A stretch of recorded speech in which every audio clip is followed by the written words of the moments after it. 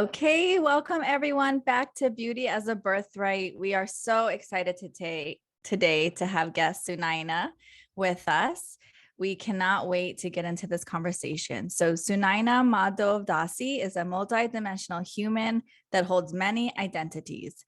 They immigrated from Bangalore, India in 1996 and identify as a mixed race person and speaks Tamil as their mother tongue. Their yoga practice is deeply rooted in Hinduism, Bhakti, and social justice, in which they create a more community-centered world that focuses on individual healing by embracing one's unique purpose. They believe that the answer is already within us when we choose self-love, accountability, and awareness. Welcome, Sunaina. Oh, thank you. I'm so happy to be here. Thank you so much, Paige and Tamsin. I'm really thrilled. I'm really thrilled. Oh, we're so excited to talk to you. We're very excited. So Sunaina, we start every episode by asking our guests, what is the most beautiful thing about you today? That's a great question. I would say the most beautiful thing about me today is that I have prioritized my rest in all ways. And I just woke up from the juiciest 3-hour nap I've ever had.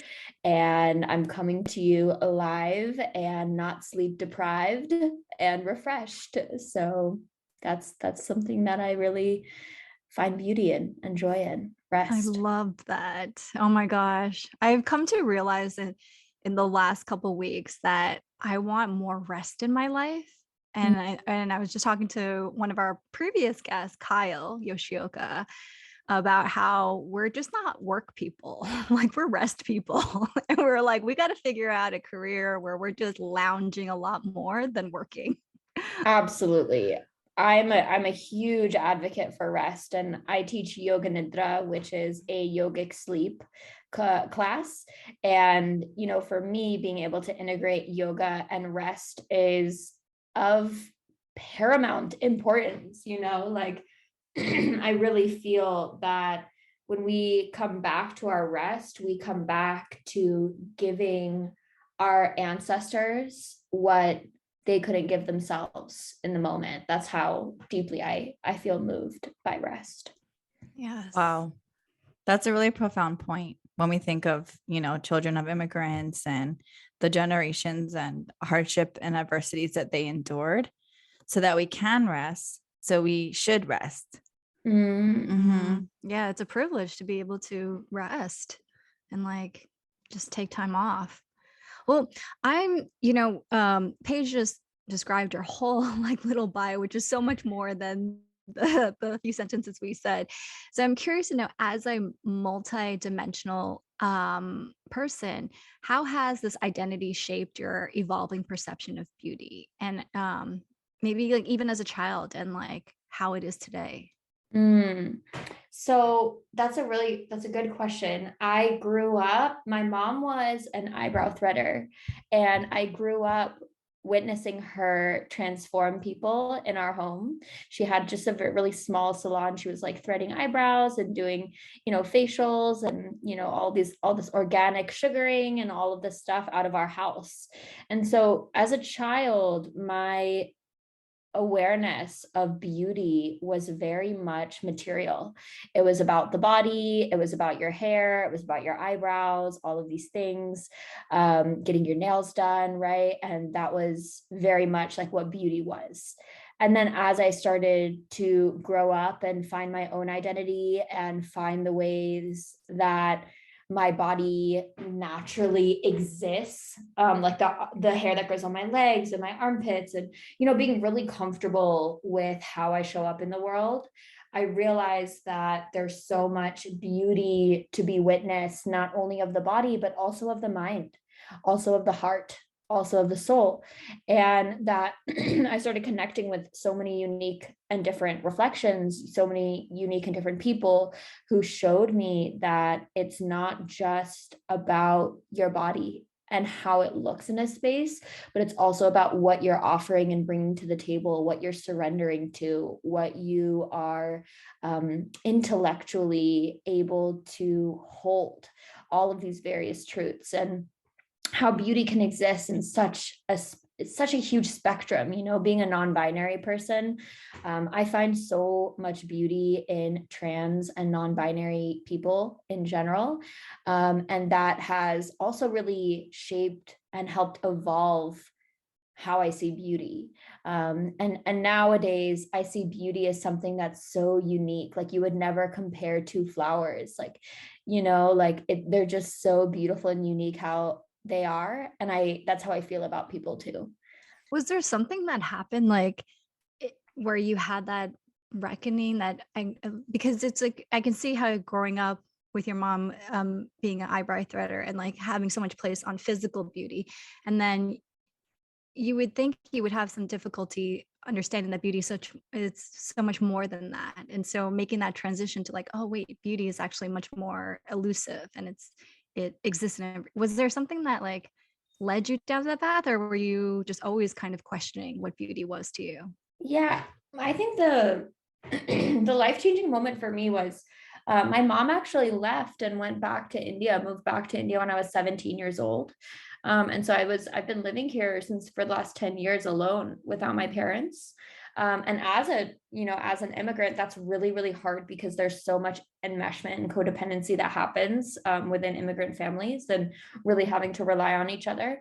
And so I think when my mom left, I started searching for this like uppercase truth, searching for this truth that, my mom had already showed me through my personal devotional practice, like through chanting and praying and kind of the religion that I had been taught from my childhood. But I went looking for it in these yoga spaces, right? And of course, everybody in these yoga spaces had this typical skinny white woman, yoga clothes aesthetic.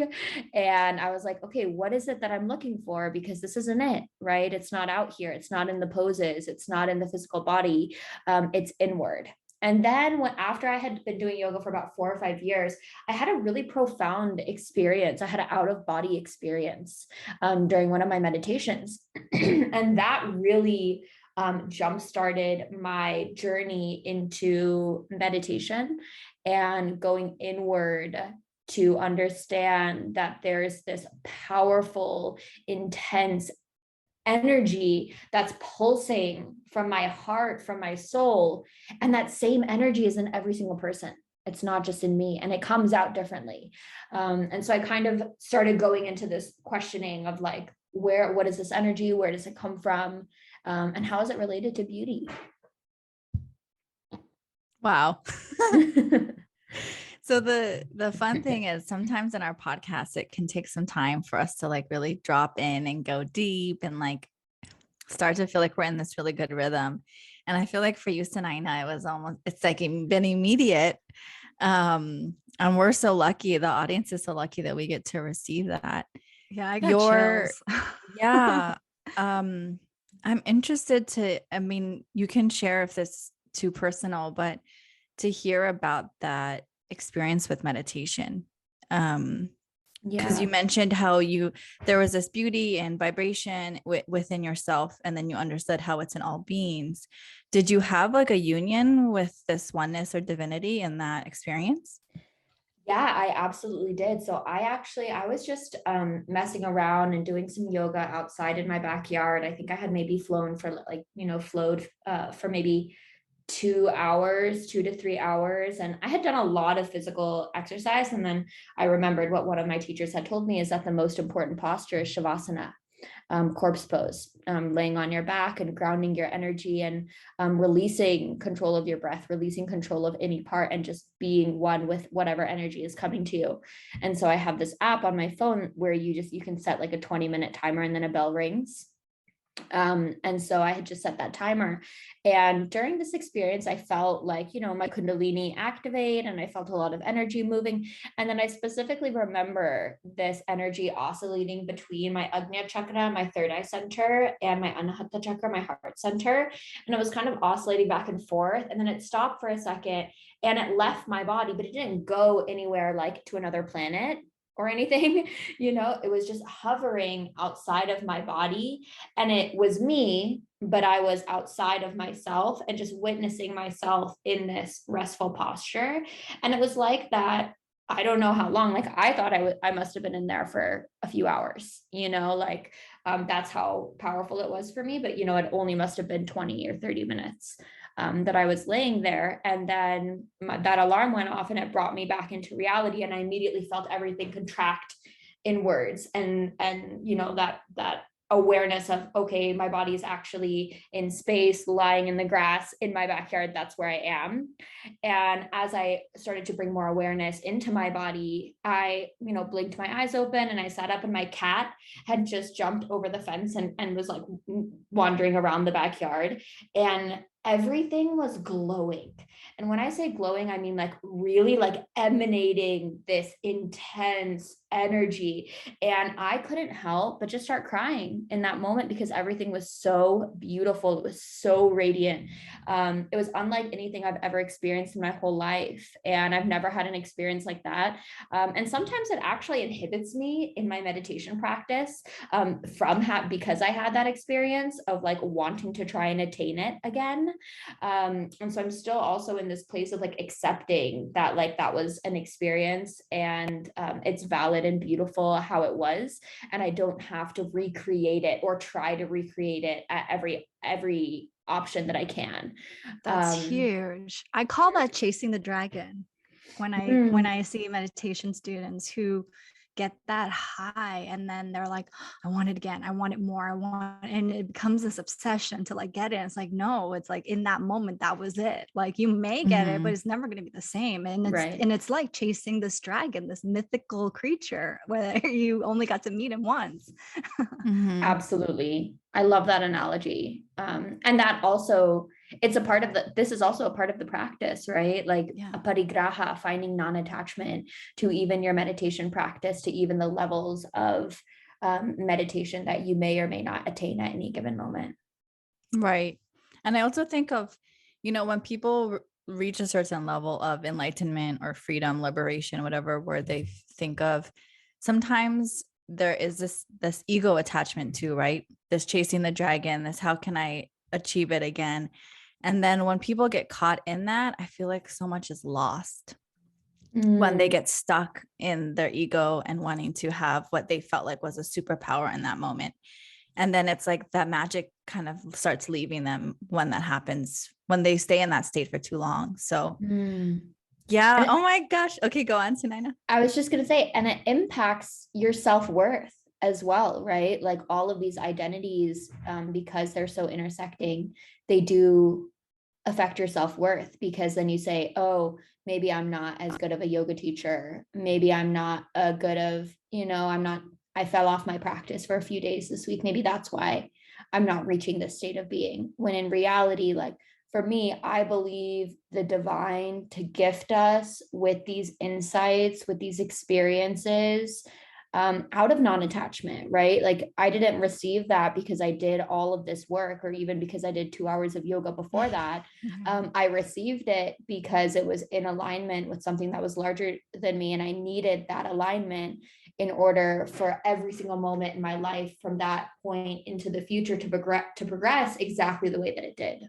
Yeah, I think you hit it. It's impermanence, right? And so it's like non-attachment. It's easier for us to not be attached to things that were painful, sad, things that we're like, I'm ready to let this go. But at least for me in my practice, it's very hard for me to practice impermanence when it's the good stuff, the juicy, happy stuff. I want to hold on to that as long as I can. And that to me, that's my impermanence practice, learning how to let go of and not being so attached to the happy, like good feeling stuff. And that it's like the hardest thing for me, like, Well, Absolutely. Then you have to be, because you have to be present in the shadows and the hardship and the darkness to then transform and transmute it into something else. So yeah. Wow. Okay. Well, so at the end of the day, though, we are all still a body, right? We're still a body. We inhabit a body. And so when I was looking through your social media, I came across some posts celebrating natural body hair.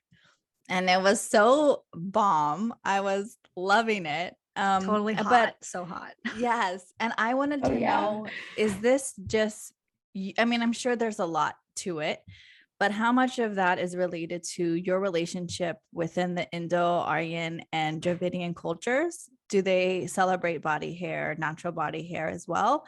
Or is this completely independent of your heritage? Yeah, there's so much intersectionality. I don't think anything for me could be independent of my heritage, because my heritage is such a huge part of my identity. And for me, I think about colonization and what has that done to my culture, and how have women, femmes, non-binary folks, trans folks been really adversely affected by the impact of colonization. You know, when the British came to India, and when you look at Indian fashion and the progression of Indian fashion, it starts actually with femme presenting people, AFAB people, not wearing tops, not wearing shirts, so like your breasts were exposed, and then there was just a cloth to wrap around your waist that would kind of go over your shoulder, and it was very, very open and free. But then as we kind of moved deeper and deeper into patriarchy, deeper and deeper into the male gaze, into women and AFAB folks being only a means of reproduction, only a means of caring for babies, things like that, you kind of see this hypersexualization of women's bodies. And, you know, you can see this if you go to an Indian temple, right? Like, this isn't just like knowledge that I'm making up, right? Like, if you go to India and you go to these indigenous temples, all of the depictions in the temples are of gods and goddesses and people who are unclothed, right? And they're very natural, they're voluptuous, they have body hair, they are enacting sex, right? They're literally doing it. There's a whole temple that's devoted to this. And so it seems ironic for me that, like, to go to that temple and visit that temple, I have to cover my whole body. I have to cover my head in some cases, right? And I have to be super, super covered up. But in reality, like, those indigenous like cultures and temples worshipped this body and worship nakedness and this raw, authentic, primal nature that every single one of us has within us. And so for me, growing out my body hair was a way to reclaim that indigenous knowledge that I knew already, and not be instead another face of bleaching, right? Skin bleaching, hair bleaching, removal, hair removal, and how intensely that affected me. Because, you know, even being the child of an eyebrow threader, like, I, even after I grew up my leg hair, my armpit hair, everything, I found myself still getting my eyebrows done. And I had to ask myself, wow, you know, like, why am I feeling so compelled obsessively to go and get my eyebrows done? Like, I have leg hair, armpit hair. I'm like, oh, all natural, love your body the way it is. But then I'm getting my eyebrows done. And so that was like the last thing for me to, like, you know, to like release that, to really, really feel and embrace my body, my hair, even my sexuality, the way that it is. That's incredible. I think it's so fascinating that that was like the last step. That makes sense though, right? Because it's so tied to your caretaker, your maternal figure, your mom. And so it makes sense to me. And then that is like the last thing. It's like cutting that cord. And it's like, now you begin your, at least when I think of face reading, it's like that's the major transition that happens. Like, hopefully in your 30s, like that's what you're supposed to do. It's like cut the ties away from your mother. And so this is how you start to figure out what your original face starts to look like. Oh, so beautiful. And you know what? I was thinking when you're talking about these temples with sex, I always tell Paige, I talk about this with her too a lot. Like, Chinese medicine has been so exotified and orientalized, you know, and it's like this very mythical thing now. But when you look at the classical text, the reason why we have Chinese medicine is because these people wanted to drink a lot, have really good sex, and live forever. Like if you look at the herbal formulas and the classical text, like that was the whole purpose. Like have a good time drinking and having good sex, having a lot of good sex, and then living forever, right? Right. And to me, it's like that's just so simple. It's just, and now it's this weird like mesh of like, sometimes I look at Chinese medicine like on Instagram, I'm like, I don't even know what this is. Like it's so exotified. It's like, you don't need to exotify like that. It's this simple, beautiful thing. Like, and you don't have to make it so weird and so unattainable. And Tamsin, thank you for sharing that. It reminds me of an affirmation actually that I say to myself. I have it written on my mirror in the other room, and it says, I choose simplicity as a daily practice. And that for me has been really transformational because, this world wants to complicate everything. You are a consumer, right? Like that's all you are. You're there to consume. So whatever is going to sell for you to consume it, that's how they're going to market it and brand it and do it. And it doesn't have to be so complicated. These techniques, these practices, they're ancient and they're already whole and complete as they are. They're simple and beautiful as they are. They don't need to be anything else. Yeah, I see that as a difference between like I'm having this like aversion for self-care stuff because it's just everywhere. Like 30-day self-care, do self-care every day. I'm like, this sounds so stressful. And so what I focus more is like like longevity, cultivating longevity. And that to me is very simple things that people don't understand, those tiny little simple, easy things that you can do on a daily basis can really transform your life. Like you don't need, and I love like Paige, like she always talks about this because like she's the founder of Yang Phase, where she sells Chinese medicine tools. And Paige, you always say like, yeah, you can buy my tools, but you can also use a spoon. Like this is what it is, Yeah, and your own hands. Yeah. Right. I'm like, exactly. Yeah. Right. Oh, I love that. I want to talk about sex and beauty. I'm so excited that you want to talk about sex. I want to talk about sex. Let's go. Yes. Please. Queer sex to the top.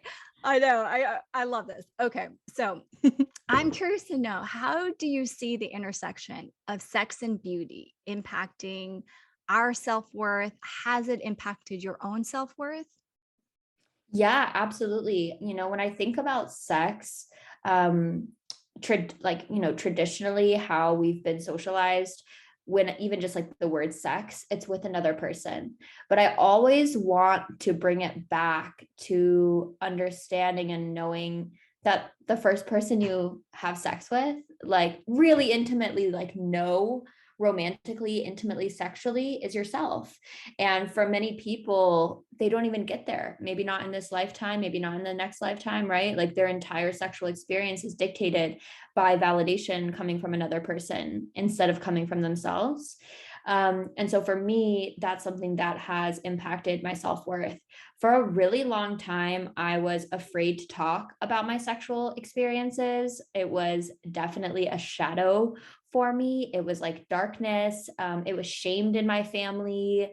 It was something that was like, don't talk about this, don't mention it, right? Any of those things. And I was the type of kid that discovered masturbation and self-touch at a very, very young age. And, after going to therapy and feeling validated by my therapist, to know that that's normal. And it's normal to discover these things at a young age. And it doesn't mean that there was like some kind of trauma that happened to me earlier, right?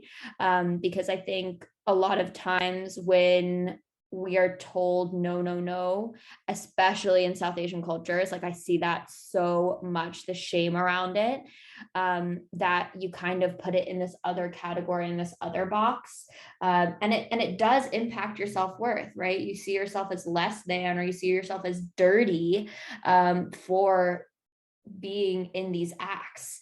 And so for me, I think that my own self-worth in the beginning of my life was impacted because of that, because of the shame and the guilt around self-touch and pleasure. And then as I grew up and started embracing that and kind of shifting and changing and telling myself like, you know, this is actually something that's useful because I know my body better than anybody could know my body. And so if I'm inviting someone into my space to be in union with me, to be in yoga with me, to be in sex with me, right? Like those are all the same thing to me. And it does impact your self-worth, because if you can't help someone and say, hey, this is how I'd like for you to navigate my body, navigate this temple that my soul resides in, right? There's kind of a lack of respect is how I feel. And for me, like I also identify as demisexual. So I have to have a very intense emotional connection or intellectual connection with someone in order to feel safe sexually. And so that's also been a big part of my journey that I've been exploring, because even when I was in college, I found that I couldn't really do the hookup culture in the way that everybody else was doing it. And I wasn't sure. I was like, is there something wrong with me? Right? Like, why can't I just go out and hook up with everyone? Because that's such a huge part of our culture nowadays, right? You have Tinder, you have Hinge, you have all of these different dating apps that people use to hook up and have sex.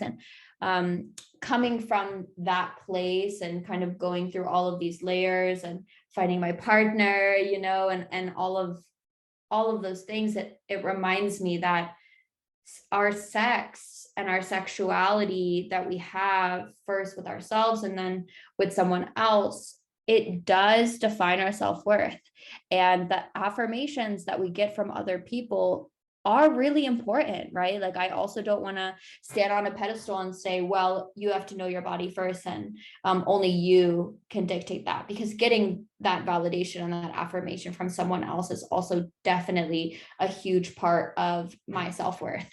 And so like hearing that validation from my partner, hearing actual physical, you know, touch, but not physical touch, but also words, right? Hearing words of affirmation from my partner when we're having sex.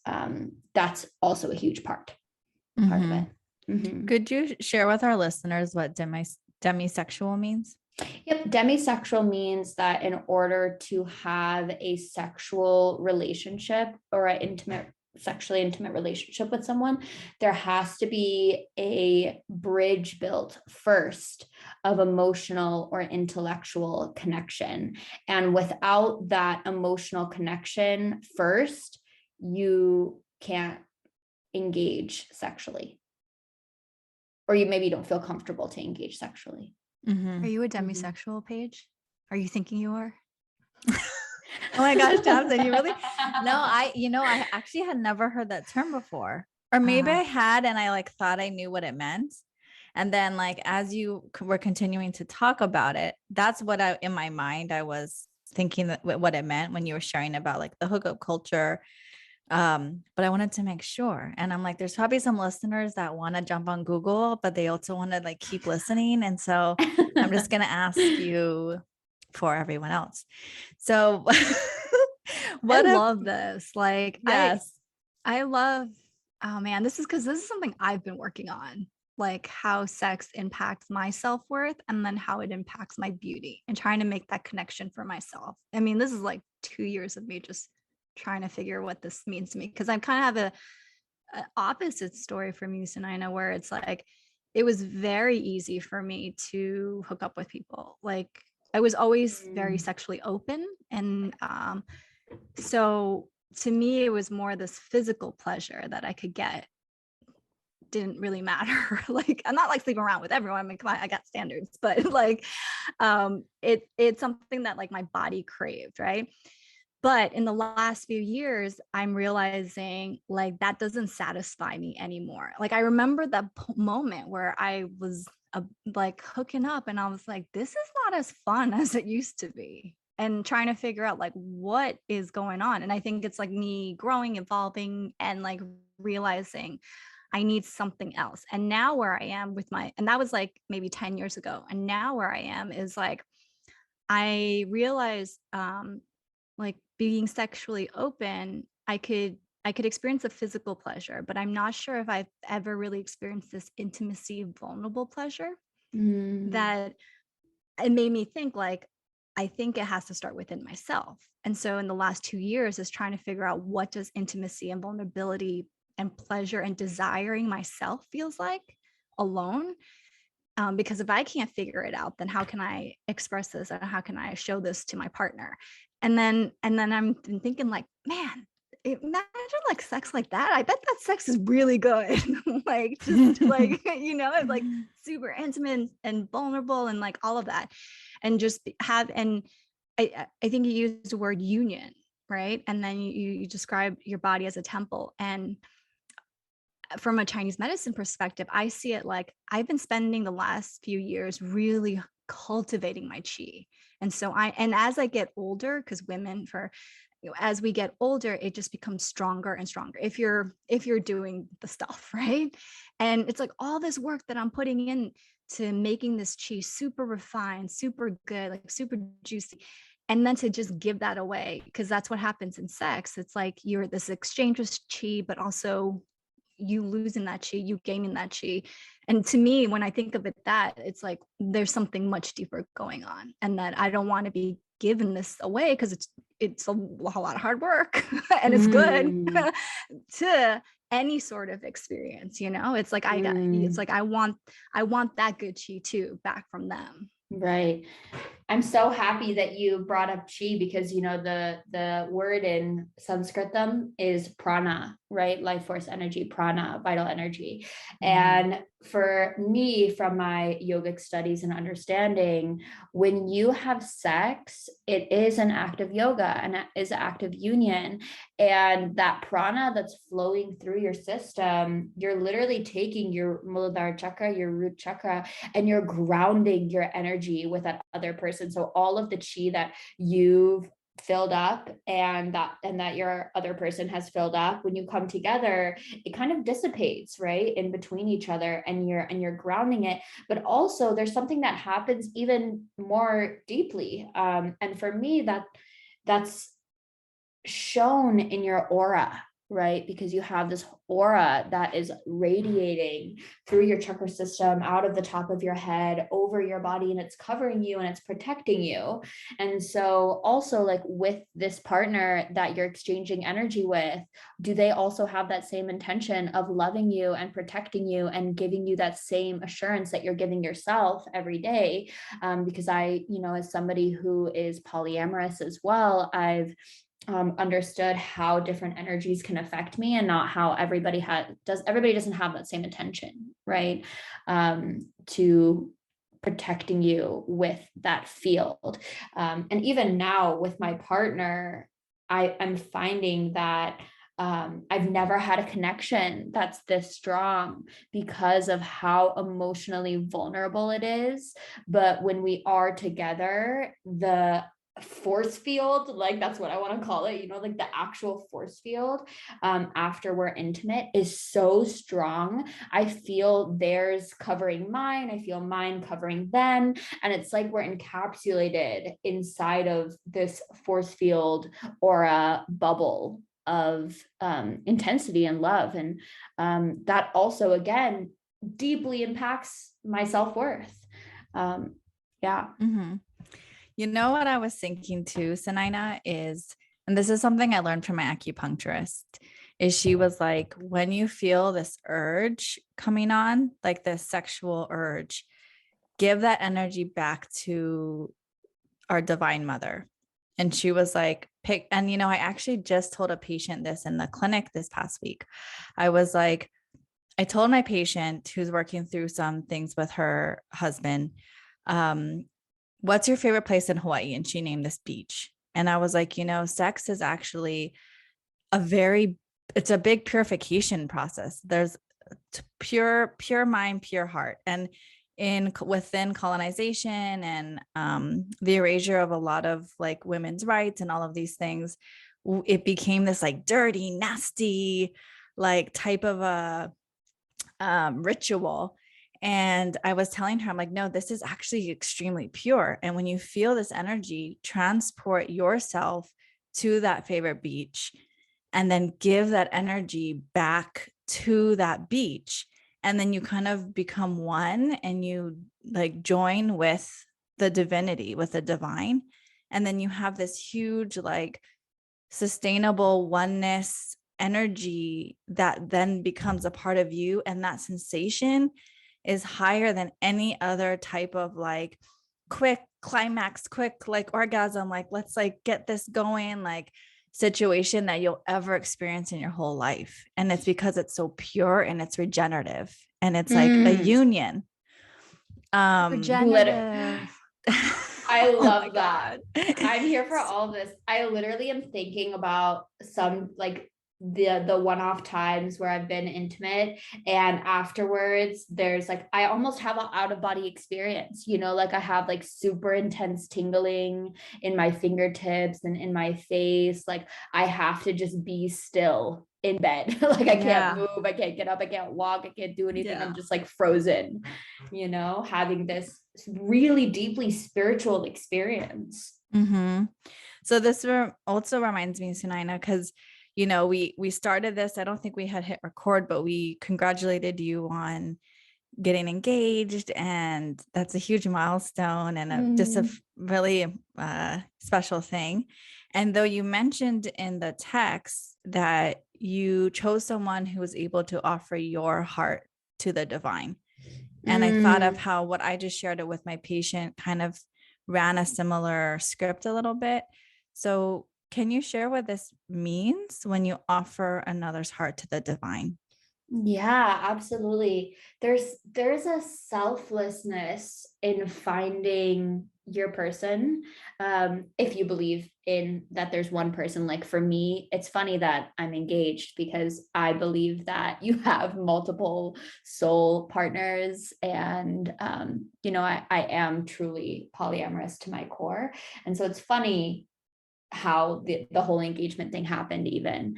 But I really, you know, I feel that my partner and I have so many past life connections, so much spiritual karma, if you want to call it that, between us, that needed to be dissipated. And we had to know that that energy that's present between us isn't just magically there, right? Like by taking responsibility for it, that's where it's driven by the ego, I think. And I'm saying like, oh, me as Sunaina is the one that's in love with you. You know what I'm saying? And then this union that we have is like this ego union.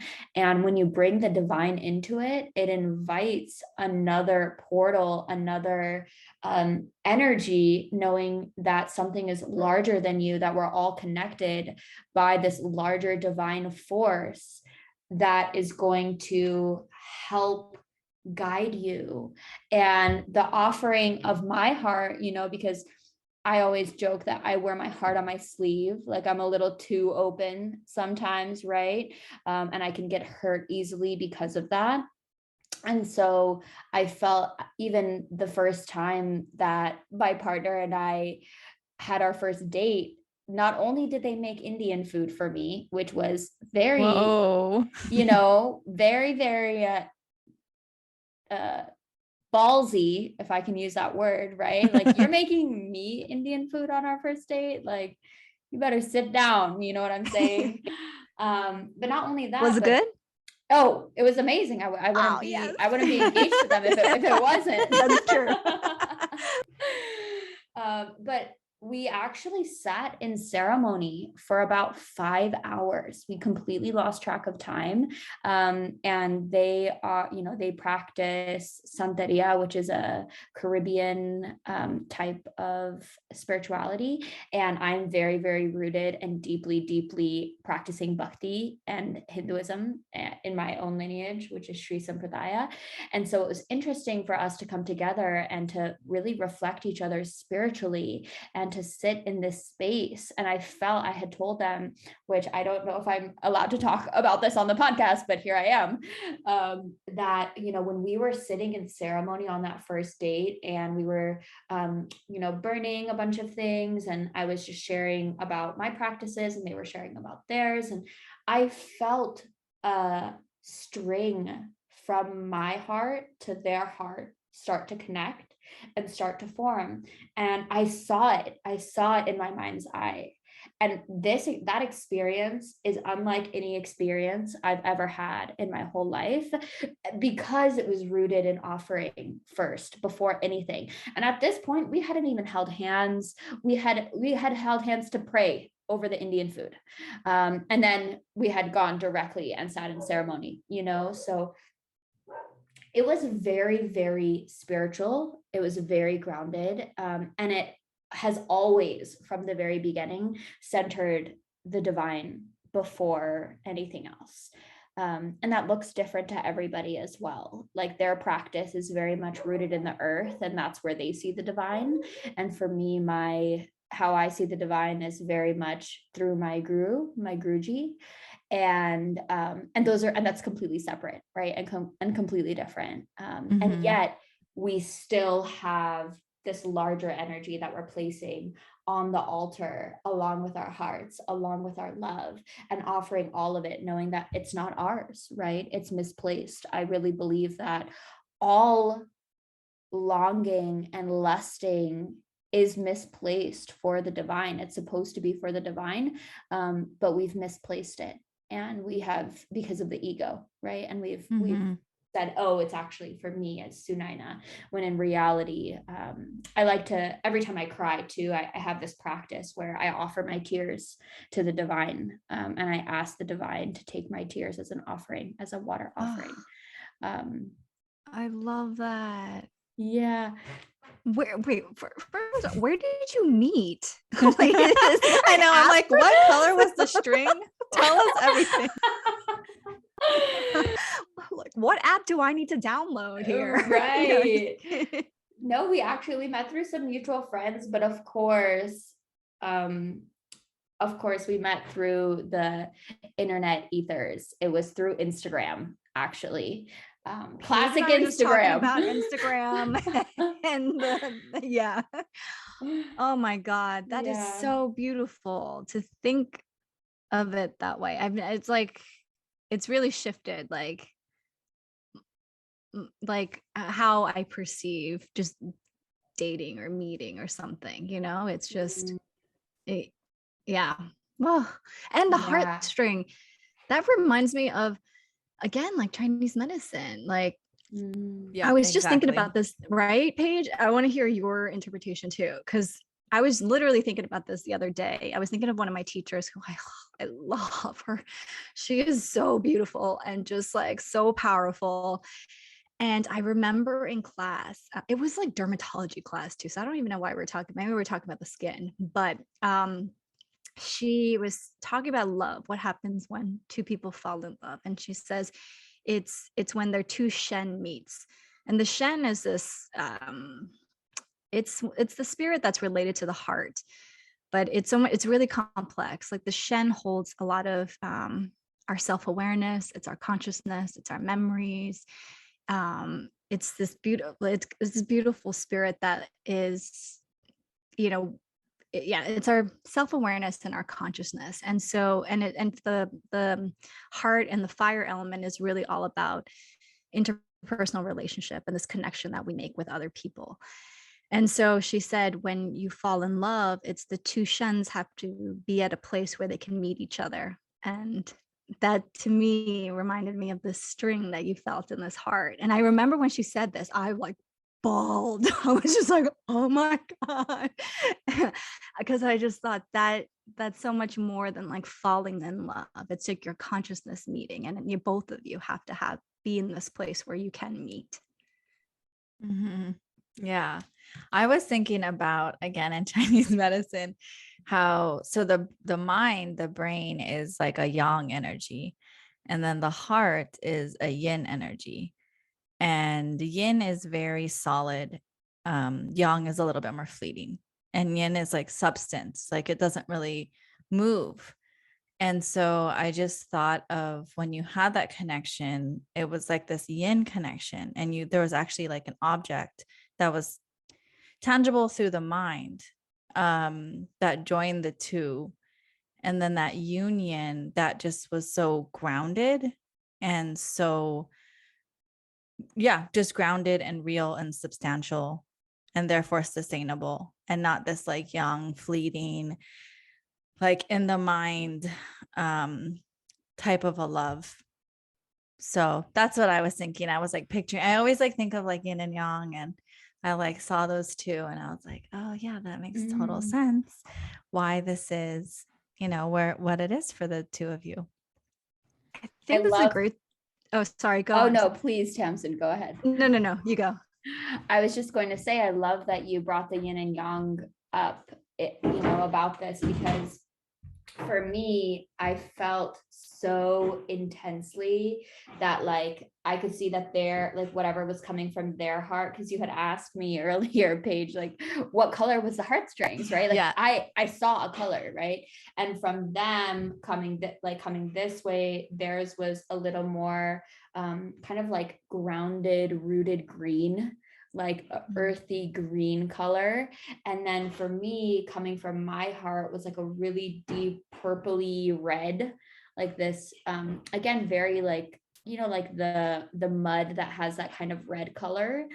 And it reminded me, when you were talking about the yin and yang energy, how we actually wrote on a piece of paper that night both of our ancestral lineage names of our great grandfathers and grandmothers, and we wrote it on a paper, and we drew some pictures. We drew a picture of a sunflower and a bumblebee, and how the sunflower, the bumblebee, is so representative of the yin and the yang, of the two different energies, the energies that are meant for each other. They're attracted there for each other. The sunflower was made for the bee, right? And the bee is there for the sunflower, and they're divinely connected in this play of life. And so I had to share that. I'm getting chills. I know. I want to cry. I want to like oh my gosh. I wish we had more time. Because we didn't even get through all the questions. Just I love this conversation. Like it just got so deep, so good. And I think, to round it off, like, so Paige and I started this podcast because in Chinese medicine, it's all about immortality. And so, like I said, it's living forever, but that doesn't necessarily mean like, you live forever on this earth. It's more about like this legacy that you're creating, that you're building while you're here. Like, what do you want to live forever after you've passed away? And so we love to end our conversation with our guests, asking them, what is the beauty legacy that you want to leave behind? That's a really beautiful question. And I have an answer that's coming just like from my heart. You know how in the womb, as babies are being born, the heart and the tongue are connected, like when they're forming, right?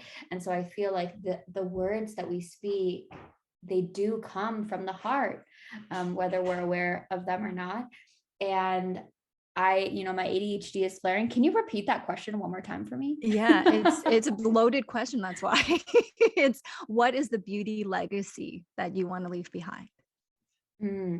So I want to say that the beauty legacy I'm leaving behind is not something that I actively need to leave behind, because my existence in itself is already making an imprint that is leaving it behind, because all of us are inherently beautiful, radiant, complete beings as we are, without needing to leave a legacy behind. Like, I truly believe that each one of us are infinite beings. We're infinite souls. Our energy will pervade on and on and on forever, right? Which is something that our limited minds can't even conceive, and can't even conceptualize, because it's, forever is such a long time. And I believe that time is cyclical. And so this beauty that lives within my soul, within your soul, Tamsin, within your soul, Paige, like that beauty is already infinite. It's already enough as it is. And you don't have to leave a legacy behind in order to know and be rooted in your beauty and your truth, because you inherently are already in that, whether your conscious mind is aware of it or not. Oh, Tamsin, I love your theatrics on that. I'm so drama. I'm just like, oh, this is like the nourishment I need in my life. I'm gonna have to like listen to this episode over and over again, and just like I just want to like lay down and just like listen to this with my headphones and just soak in all the stuff that we talked about. During this episode, in my mind, I'm like, oh shit, our podcast is so good. But mostly, Sunaina, because of you and the other guests we have on it, right? I'm like, it's amazing. So thank you so much for joining us today. Yeah, Sunaina. thank you. Jay Gurudev, thank you both for being amazing hosts and co-creating this wonderful space. I truly feel so blessed and so thankful and grateful to share this space with you. Yes. Oh, thank you so much. So we'll have all your information in our show notes, but could you please tell our listeners where they can find and connect with you? Yeah, no problem. You can find me on the gram. It's at Sunaina is my tag, SU9NAH, Sunaina. And if you would like to connect with me, you can do it there, or you can also shoot me an email if you have any other questions or concerns, or want to collaborate or have me on another podcast, whatever it is. And that's just the same, SU9NAH @gmail.com. So I'm really looking forward to this newfound relationship that the three of us have. Like 3 is such an amazing number. I'm here for it. And I'm just feeling so complete. Like, thank you. Thank you for giving me this space. Thank you so much. All right, Sunaina, we'll talk again soon. Yeah, Bye. thank you. Bye.